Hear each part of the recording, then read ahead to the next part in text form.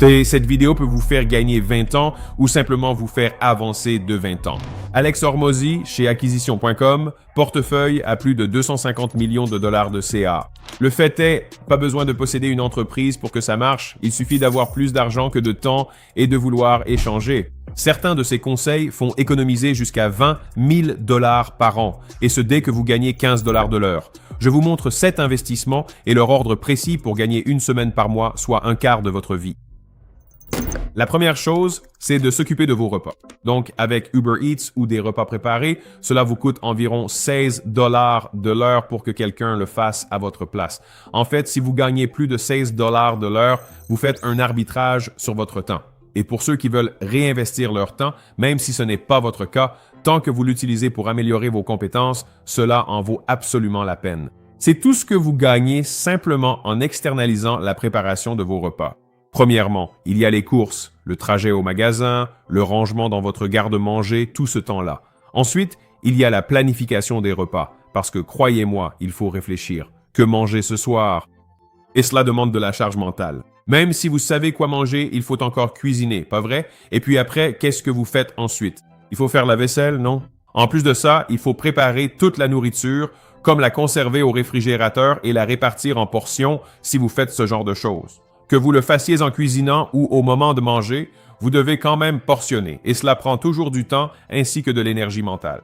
Et l'Américain moyen passe 13,5 heures par semaine, c'est énorme, par semaine, n'est-ce pas? Cela représente 2 journées de travail complètes. Réfléchissez à ça, n'est-ce pas? 13,5 heures par semaine juste à faire ces choses qui n'apportent pas de réelle valeur. Actuellement, vous pouvez prendre 2 repas par jour, ce que je recommande, un shake le matin, un déjeuner et un dîner, ce qui rend les choses très simples. Multiplié par 30 jours, ça revient à environ 750 dollars par mois. Ça peut paraître cher, mais n'oubliez pas, vous n'achetez plus de courses. Vous n'avez plus d'achat à faire, tout est livré.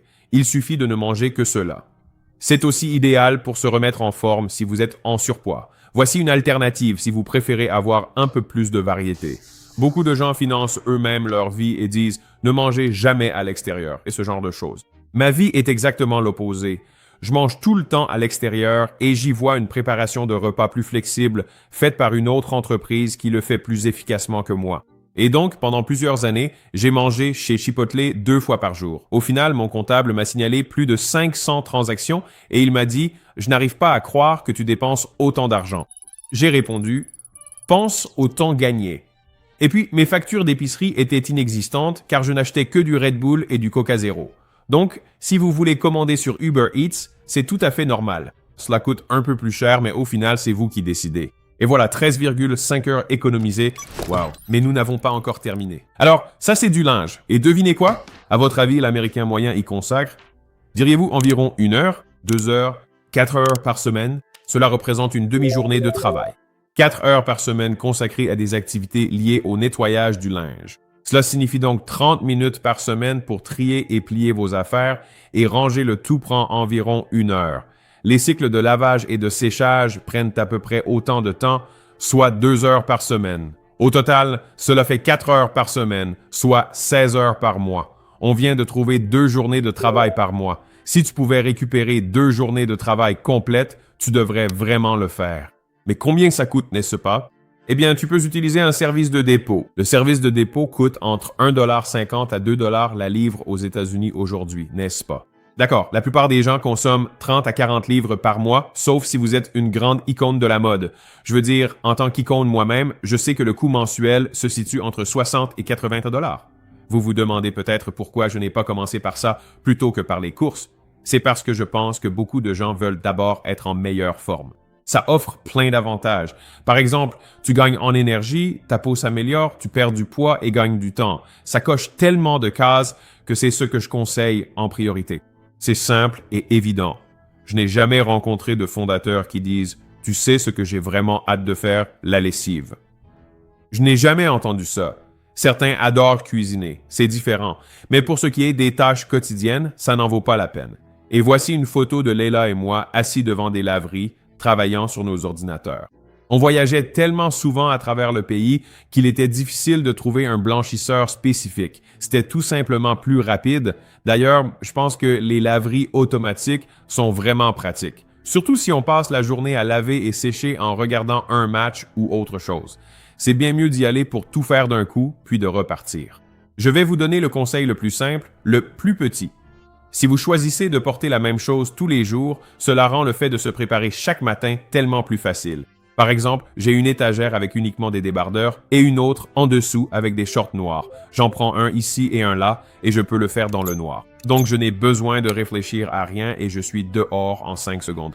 Très bien, jusqu'à présent, on a économisé 13,5 heures par semaine avec les courses et 4 heures par semaine avec la lessive. Alors, quelle est la suite? Mon Dieu. Ensuite, c'est le ménage. Donc, quelqu'un pour nettoyer votre maison ou appartement, pensez aux salles de bain, à la cuisine, au sol, à la poussière, en gros tout l'endroit. Voici donc combien de temps cela vous fait réellement gagner. En moyenne, un Américain passe 3 à 4 heures à faire un grand ménage hebdomadaire et environ 30 minutes par jour, ce qui fait encore environ 3 heures par semaine, à ranger sa maison, son bureau, sa chambre, son espace de travail, peu importe. Donc, si l'on fait le calcul, on parle de 6 à 7 heures supplémentaires chaque semaine, ce qui nous donne un total d'environ 26 heures par mois. D'accord? Aussi, bizarrement, je n'ai jamais vu d'entrepreneurs qui me disent « Tu sais ce que j'adore? Faire le ménage, mettre les gants, gratter la grille de la douche, soulever la plaque du four et tout nettoyer. » Enfin, il y a des gens un peu fous, ça existe. Et si vous adorez faire le ménage, allez-y, passez cette astuce. Mais la plupart des gens n'aiment pas ça. Donc, si vous pouvez vous l'offrir, rappelez-vous qu'il s'agit de 26 heures par mois, soit 3 jours de travail supplémentaires que vous récupérez dans votre vie, et tant que vous gagnez plus de 20 $ de l'heure, ça vaut le coup. Notre coût mensuel ici, tout compris, on avait nos 60 à 80. Ici, nous avons nos 200 à 300 par mois, et là, nous avons nos 750 par mois. D'accord, donc vous pouvez voir qu'en additionnant tout cela, on progresse et on avance petit à petit. Nous rachetons du temps. Mon équipe me demande, quand j'ai commencé à investir là-dedans, la vraie réponse, c'est que je ne faisais pas du tout le ménage. Ma façon de ne pas faire le ménage était de ne toucher à rien dans mon appartement pour ne pas salir et ne pas avoir à nettoyer. Jusqu'ici, nous avons économisé 13, 4 et 6 heures par semaine, soit environ 23 heures par semaine, et cela nous a coûté 750, 60, plus 200. D'accord. Donc au total, cela représente environ 1000 $ par mois actuellement pour 23 heures supplémentaires par semaine. On parle déjà de plusieurs journées de travail par semaine. Tu vois comment tout ça s'accumule? Alors, passons au suivant. Les rideaux occultants et les bouchons d'oreilles, d'accord? Maintenant, en termes de retour sur investissement, vous passez un tiers de votre vie à dormir. Et peu de gens ont optimisé l'endroit où ils passent tout ce temps. Vous dépensez tellement pour votre voiture ou votre maison, pourtant, un tiers de votre vie se passe dans un lit et c'est l'environnement le moins cher à optimiser. Je vis à Vegas, donc il y a beaucoup de bruit. Et donc pour moi, j'ai des bouchons d'oreilles que je mets et si vous essayez ça, la première semaine environ, vos oreilles vont un peu vous faire mal.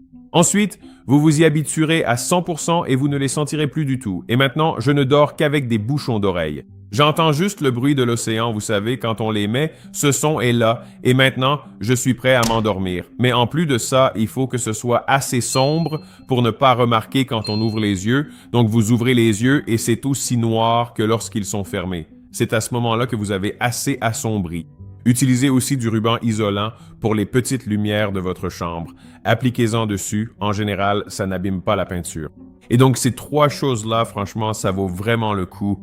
Maintenant, si vous pouvez investir environ 2000 $ en un seul paiement, je vous conseille vraiment d'acheter un matelas rafraîchissant. Je le recommande vivement, surtout si vous dormez à 2. C'est un excellent investissement pour garder une température agréable toute la nuit. Cela réduira aussi nettement vos frais de chauffage et de clim.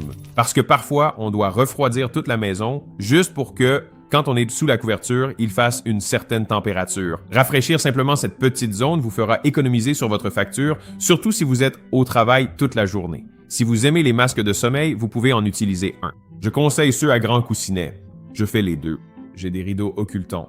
Vous le savez probablement déjà, mais vous ne le faites sans doute pas. Évitez d'utiliser la télévision ou votre téléphone juste avant d'aller vous coucher. Avec un de ces matelas qui suivent votre sommeil, vous remarquerez que votre sommeil paradoxal est repoussé. Si vous sentez un manque d'énergie au cerveau, cette sensation de fatigue n'est pas due à un manque de ressources. C'est en réalité parce que vous avez accumulé des déchets dans votre cerveau. Et donc, il faut laisser à votre cerveau le temps d'éliminer ces déchets pour qu'il puisse à nouveau fonctionner correctement. C'est notre objectif principal. Plus que du temps gagné, c'est un gain de productivité horaire. Obtenir 2 heures de productivité en plus par jour sans temps additionnel est un bénéfice net. C'est une solution économique, un investissement unique pour des gains permanents. Et je suis tellement à fond là-dessus que je suis prêt à l'acheter pour un fondateur qui ne l'a pas. Je dis juste, arrête tout ce que tu fais maintenant, peu importe, mais immédiatement tout l'argent que tu gagnes là-dedans. C'est rédhibitoire. C'est absurde de ne pas mieux se reposer. Tu vis plus longtemps, tu es de meilleure humeur, tu décides mieux, tu as plus d'énergie et tu récupères mieux après le sport. Il n'y a aucune raison de ne pas le faire. Bon, et puis ensuite, passons à l'entretien paysager régulier. Je ne suppose pas que tu fasses vraiment du jardinage.